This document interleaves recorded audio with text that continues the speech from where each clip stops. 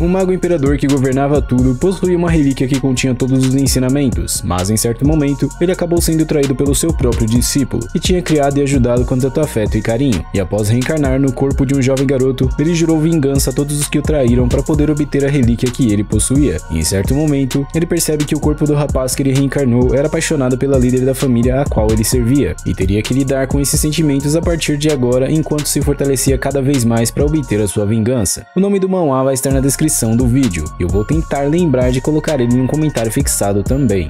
O antigo rei demônio era o mais poderoso nesse continente, e seu conhecimento foi passado para um livro que foi dividido em todo o mundo, chamado Livro dos 9 Segredos, e agora esse livro estava nas mãos do mago imperador, cujo nome é Zhu Yifan. Pronunciar esses nomes coreanos é um pouco complicado, mas enfim, o que importa é você entender a história. Infelizmente essa informação acabou vazando, e ele passou a ser alvo de todos os artistas marciais mais experientes, e seu pupilo chega desesperado em sua sala, dizendo que suas defesas haviam sido penetradas. O nome do jovem rapaz é Zhao Chen, e o mago imperador o acalma dizendo que nem os 7 imperadores eram páreos para sua força atual. Ao chegar no local onde os artistas marciais estavam, ele rapidamente parte para cima deles, acabando com uma grande quantidade deles em pouco tempo, até que ele encontra com os 7 imperadores, que pedia para que ele entregasse o livro e eles poupariam sua vida. Porém, o mago imperador era o chefe das 8 realezas, reconhecido até mesmo pelo santuário, e mesmo que eles estivessem juntos, não eram capazes de derrotá-lo, até que em certo momento ele acabou sendo atingido pelas costas pelo seu próprio pupilo, descobrindo assim da pior maneira quem era que tinha vazado as informações sobre o livro dos 9 segredos. O motivo da traição dele era apenas porque o mago imperador não permitia que ele lesse o livro em si, afinal era completamente perigoso outra pessoa lê-lo além dele. Depois dessa traição, Yifan decidiu se autodestruir juntamente com o livro, para que assim ninguém pudesse obtê-lo, e assim ele o fez, cumprindo com suas palavras, porém sua alma acabou sendo transferida para o corpo de um jovem garoto que tinha acabado de falecer, e percebe que agora esse seria o seu novo corpo. Pouco tempo depois, ele acabou encontrando com alguns lobos famintos, que estavam à espreita por ali, mas com apenas um olhar, ele conseguiu fazer todos os lobos fugirem rapidamente. Sinceramente, até eu fiquei com o Joey na mão depois dessa. Vemos então que o nome desse rapaz era Zhu Fan, e uma pessoa acabou pedindo por ajuda, e ele aproveitou essa oportunidade para usar a magia que drenava a vida do adversário para aumentar seus poderes, e após usar essa habilidade, ele precisava se concentrar bastante para que não houvesse nenhum tipo de rejeição da alma que ele tinha absorvido. Depois de conseguir total controle sobre as novas habilidades que ele adquiriu, ele decide fazer um teste em uma rocha que estava por ali, fazendo ela virar picadinho em seguida, e logo ele diz que estaria novamente com o Imperador da Espada e todos os outros que o traíram. Então tudo na roça. Enquanto ele continuava a explorar o local para poder se fortalecer ainda mais, ele se depara com algum tipo de briga que possivelmente aconteceria. Já com mais informações, vemos a família Lu e seu guardião Tong Lin, que acusava a família Sun de serem traidores e terem enganado eles. E já do outro lado, vemos um cara chamado Sun Guanjia, e pela atitude dele, realmente ele era algum tipo de traidor, e eles queriam a arte marcial passada de geração em geração da família Lu. E a Divina Dama, que sinceramente, que coisa linda, disse que jamais entregaria esse conhecimento para eles, mesmo se isso custasse suas vidas. O pivete então, que era seu irmão mais novo, diz para sua irmã não tentar pará-lo, e que ele iria pagar aqueles traidores. A criança não saiu nem das fraldas direito e já tá querendo apagar geral. Um tapa e ele já era. Conforme nosso protagonista percebeu de fato o que estava acontecendo, começou a sentir algo estranho dentro de si, se perguntando qual era a relação de seu novo corpo com a família Lu. Ao sair para deixá-los ali para o pior, seu coração acabou recebendo uma fincada enorme, fazendo ele se perguntar se aquilo tudo era efeito de seu treinamento anterior, e começa a investigar mais profundamente dentro de si se tudo estava em ordem. Ao retornar para o local da briga que estava acontecendo, ele percebeu que a dor dele tinha passado ao olhar para a face da senhorita Lu, e a minha também. E ele finalmente percebeu que isso que prendia ele era uma magia do coração, ou seja, o jovem desse corpo era apaixonado pela senhorita Lu. Depois disso, ele começa a organizar as memórias desse corpo para saber qual era a relação dele com a família Lu, e pelo visto eles eram bem afetivos com ele e o acolheram desde criança. Porém, em uma parte do tempo, alguns bandidos invadiram o vilarejo onde eles moravam, acabando assim com a vida dos pais da Divina Dama, e até mesmo o jovem garoto acabou falecendo nessa treta ao tentar proteger a família da qual ele era grato. E Yifan, ao descobrir a ligação do jovem rapaz, fica revoltado ao perceber que teria que servir a uma pequena família, mas ele acabou deixando isso transparecer e derruba uma árvore apenas com um soco, atraindo a atenção dos bandidos em si e também da Divina Dama e seu guardião, deixando ela surpresa, já que pensava que ele tinha ido dessa para uma pior, e ele diz que era um milagre ele ainda estar vivo. E Yifan então pensa que com seu poder atual essa seria uma batalha de vida ou morte. A senhorita então disse para que ele fugisse dali, mesmo estando estando em uma situação completamente complicada para ela. Eu tô chamando ele pelo seu nome de imperador, mas ela o chama pelo nome de seu servo. É só pra você não ficar confuso ou confusa com relação aos nomes, beleza? Ela pergunta para o traidor se ele deixaria seu servo escapar, e claramente ele diz que não e acabaria com a vida de todos ali. Até que então um de seus servos parte exatamente para cima do nosso protagonista, o que acabou sendo uma ótima ideia, já que com apenas um golpe ele conseguiu apagar o cara, deixando todos ali surpresos com sua habilidade. Como isso ainda não foi o bastante, ele sentia a necessidade de proteger sua senhorita, e rapidamente ele pega ela e a leva para um lugar mais seguro, enquanto Tom Lin ficava para tentar impedir que eles avançassem e fosse atrás da Divina Dama. E infelizmente ela não parava de reclamar, e queria porque queria que ele soltasse ela para que ela voltasse, e após tanta quebra de paciência, ele decide largá-la por ali mesmo, e diz que se ela quisesse ir, era só ela ir, mas pergunta se ela seria capaz de derrotar os bandidos quando eles voltassem. Ao colocar ela em seu devido lugar, diz para que a Divina Dama fosse embora, já que o inimigo estava procurando por eles. O irmão dela, que é o pivete arrogante, começou a lançar uma ofensa após a outra em cima do nosso protagonista, e o Mago Imperador, que agora era chamado de Zhu Fan, deu umas boas palmadas no pivete, e diz para a Divina Dama que é melhor ele fazer isso do que o pequeno mestre acabar morrendo nas mãos dos bandidos, e pergunta se tinha algum lugar por ali onde eles pudessem se esconder. Ela se lembra então de uma floresta nublada onde até mesmo os bandidos poderiam não conhecer o terreno por lá, e nosso protagonista decide ir exatamente para lá, e conforme ele caminhava rumo a essa floresta, a Divina Dama pensa consigo mesmo que quando ela saísse dessa situação, ela iria dar uma punição nele. Finalmente eles chegam na Floresta Nebulosa, e após uma breve descrição dela sobre essa floresta, ele decide que aquele seria o lugar perfeito para colocar seu plano em ação, e quando ela diz para seu irmão ir com ele enquanto ele iria tentar distrair os bandidos, ele se recusava a fazer isso, já que se ela não fosse com eles, ele não poderia cuidar daquela criança irritante, e diz também que ela cuidasse da vida dela que tinha sido salva pelo seu pessoal, já que se ela fosse para os bandidos, seria o mesmo que morrer. E Infan então diz que a vida dela era muito valiosa, e era melhor que eles destruíssem o traidor Guanja e os bandidos ali mesmo, fazendo com que a Divina Dama e seu irmão irritante não acreditassem no que ele tinha acabado de dizer. E a partir de agora eu vou chamar nosso protagonista de Zhu Fan. A princesa divina fala que ele não era o oponente deles e pergunta o que ele pretendia fazer naquela situação, e nosso protagonista simplesmente responde que um monte de sucatas não era desafio para ele. Depois disso, Zhu Fan fala que agora ela poderia ouvir a opinião dele ou se render aos bandidos, e pediu por uma pedra espiritual, dizendo que a última esperança da família Lu estava nas mãos dela. Em seguida, ela tira o anel que estava em seu dedo e lança para o prota, e diz que se ele mentisse para ela, ela não o deixaria ir. Deu até uma vontadezinha de contar umas mentirinhas, sabe? Assim, só de leve mesmo, nada demais. Acho que alguns aqui vão se identificar também. Zhu Fan chega a um local onde a matriz natural estava, e ali seria o local perfeito para que ele pudesse ativar sua magia para poder pegar os bandidos, e graças a sua magia ou feitiço, a névoa da floresta começou a desaparecer. Quando ele retorna, a princesa pergunta o que tinha acontecido e como ele fez a névoa desaparecer, e ele apenas responde que ela precisava se acalmar, e pede para que ela o seguisse para que ele ensinasse a ela como a fazer algumas magias mágicas, e outros feitiços também, para que assim ela pudesse apagar os bandidos da história. Mas pela reação dela, eu acho que ela estava um pouco insegura com isso. Conforme eles caminhavam até o local onde a armadilha estava, ele ia contando mais ou menos como tudo iria funcionar, e chegando lá, ele passa algumas instruções mais detalhadamente para a Divina Dama, dizendo para que ela apenas esperasse até que eles fossem deletados. Em outra cena, vemos que Tom Lin tinha sido capturado pelo traidor, e estava sendo feito de refém, e em certo momento eles acabaram encontrando com o nosso protagonista, e um dos soldados dele parte sem pensar duas vezes para tentar apagá-lo. Porém, quando Zhu Fan diz que os dois estavam paralisados e agora estavam em suas mãos, o traidor impede o ataque de seu servo imediatamente, e o prota então sugere para Guanja que eles fizessem um acordo, onde basicamente ele iria entregar os dois para ele, porém ele teria que garantir o futuro do nosso protagonista, que diz em seguida que agora que a família Lu tinha sido derrotada, ele não poderia reconstruir uma família com só uma pessoa. Eu tenho uma solução bem fácil para isso, mas se eu falar aqui pode dar ruim na monetização do vídeo, mas enfim, bora continuar. Zhu Fan diz que os dois estavam escondidos no final daquela corda, porém ele era o único que sabia distingui-las, portanto ele teria que ir junto, e após isso, Guanja acredita no protagonista e decide aceitar seu acordo. Conforme eles caminhavam até o local da armadilha, Tom Lin não parava de reclamar dizendo que ele iria se arrepender por toda a sua vida se ele traísse a família Lu, e já no local da armadilha em si, o prota diz que tinha levado Guanja e seus servos ali exatamente para que ele pudesse ceifar suas lives, e quando Guanja pula imediatamente para cima de Zhu Fan, percebe que tinha caído em uma armadilha, e diz para seus servos fugirem dali imediatamente, porém já era tarde demais para eles e ainda assim, ele jurou que iria escapar daquela floresta. Sinceramente eu não contaria muito com isso. De repente, a névoa da floresta ficou vermelha e os seus seguidores já não estavam mais ao seu lado, e vemos que eles foram pegos pela magia que a Divina Dama estava usando. Após ela perceber que seu servo estava salvo, a princesa pergunta o que nosso prota pretendia fazer agora, e de repente ele aparece atrás dela, pedindo para que ela o acompanhasse nessa ativação de magia. Ih, papai,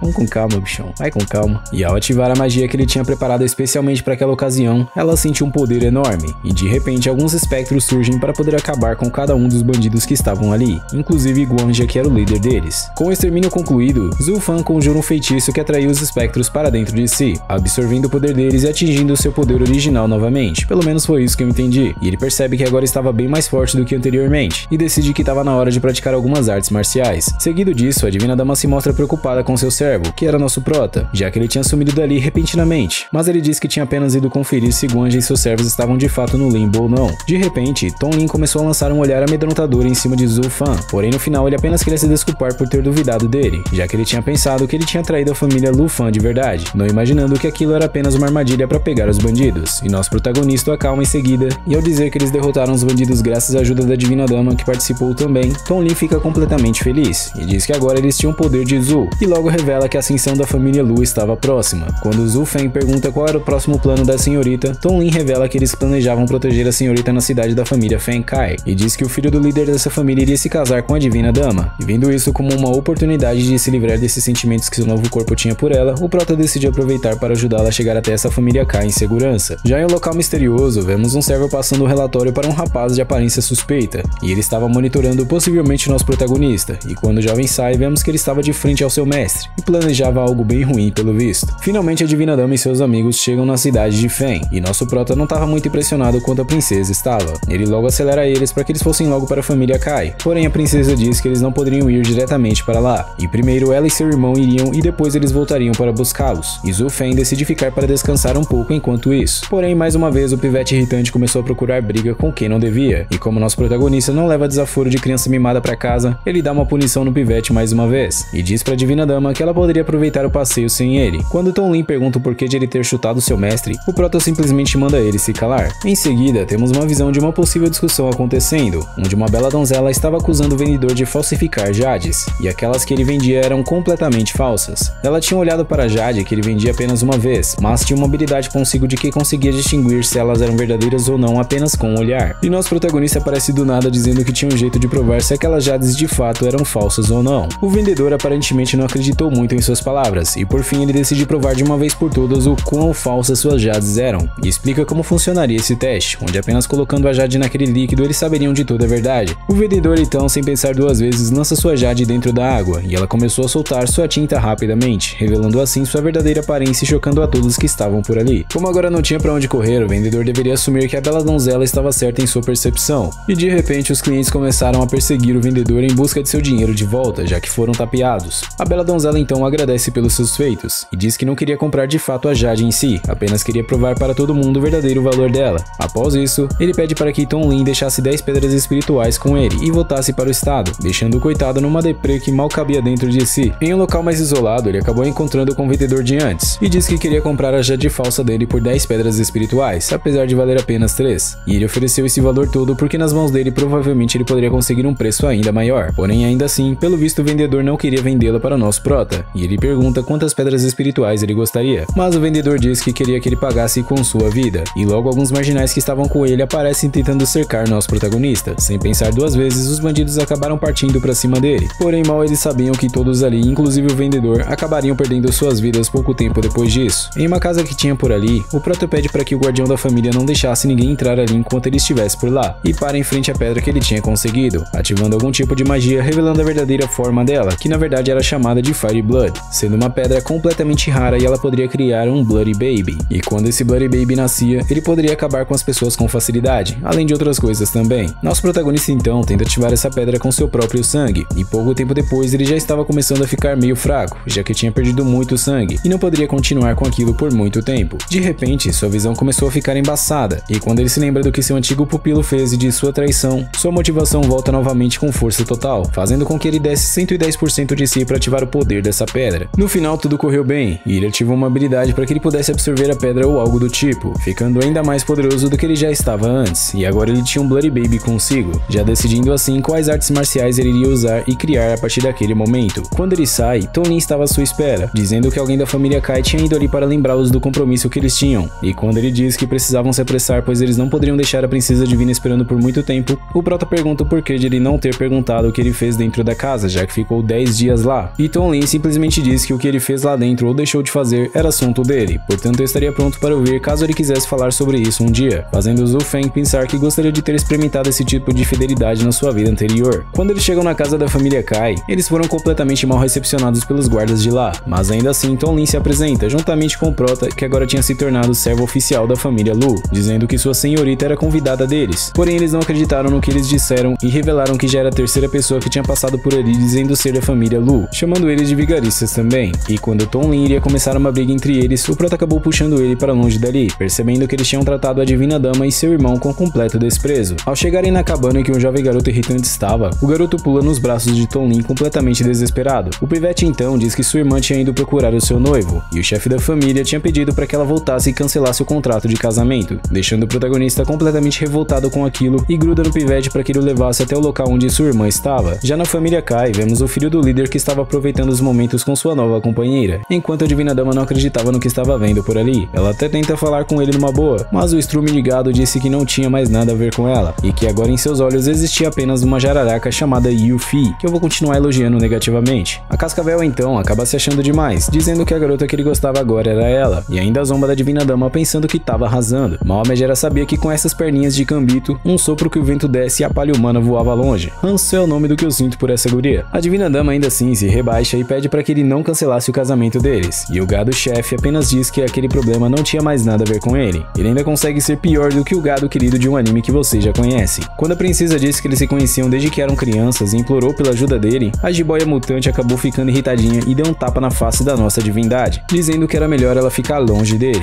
E em certo momento a princesa divina pensava consigo mesma enquanto chorava que implorava qualquer um que a ajudasse, e quando ela menos esperava, a Alma Suprema, líder dos Alpha Sigmas, aparece para poder ajudá-la, dando o tapa que a Divina Dama tinha levado em dobro na cara dos dois, tanto do Rei do Gado quanto da afiliada do Tinhão. Eles acabaram ficando meio desnorteados e perguntaram quem era ele, e nosso protagonista elogia eles negativamente, claro, e pergunta ainda como eles se atreviam a mexer com sua senhorita. Eita bagaça, receba papai, esse é dos meus, já ganhou meu respeito com essa atitude, vida longa ao líder alfa.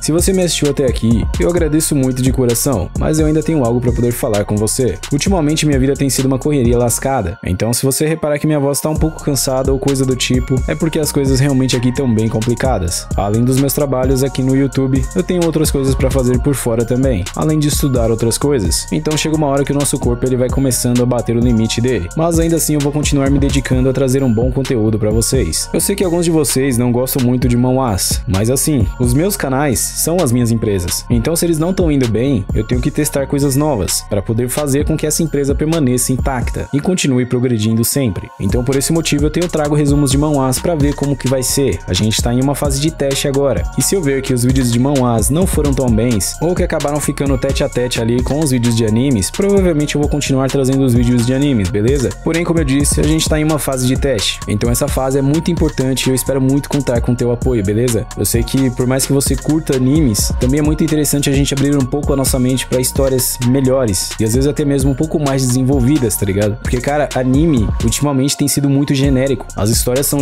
muito parecidas e infelizmente chega uma hora que você começa a ficar cansado porque você vê as mesmas histórias praticamente se repetindo ou com premissas muito parecidas e ainda assim os caras não buscam inovar, sabe? É sempre as mesmas coisas, então eu tô um pouco cansado também de só anime. As histórias de manhwas, pelo que eu vi, é até um pouco mais interessante, por isso eu tô curtindo bastante estar trazendo esse tipo de conteúdo pra vocês, apesar de que dá muito mais trabalho de editar, mas ainda assim, eu espero continuar contando com o seu apoio, beleza? É sempre uma honra e um privilégio ter sua presença comigo assistindo cada vídeo meu, e eu vou continuar sendo eternamente grato por vocês estarem me apoiando nessa jornada. Fiquem bem, um forte abraço e tamo junto!